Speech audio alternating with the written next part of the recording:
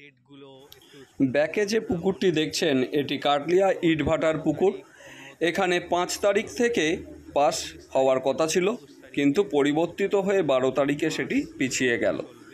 কেন পিছলো এই নিয়ে অনেক কথাই শুনেছেন, কর্মকর্তারা কি বলল সেটাই জেনে নিন এখান থেকে। চলবে আমাদের 5 তারিখ।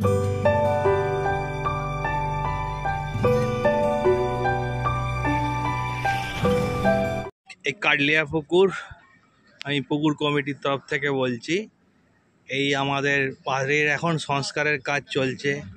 এই পাঁচিল পার বা আপনার ওইদিকে গোবর পার, রাস্তার দিকের পার, সমস্ত পার আমরা ঠিক এইভাবে বাঁধাবার চেষ্টা করছি, যাতে লোক ঠিকভাবে বসতে পারে, শিকারীরা যেন ঠিকভাবে বসতে পারে।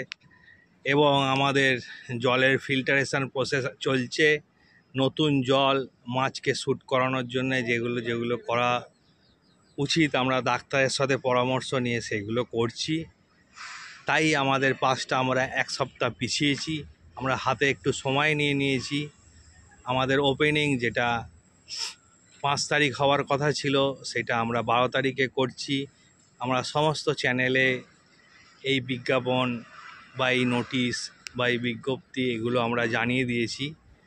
তো আপনারা ডেটগুলো একটু শুনবেন বন্ধুরা, মনে রেখে। আমাদের 12 তারিখ, 15 তারিখ, 16 তারিখ, 19 তারিখ এবং 21 তারিখের পাসগুলো চলবে।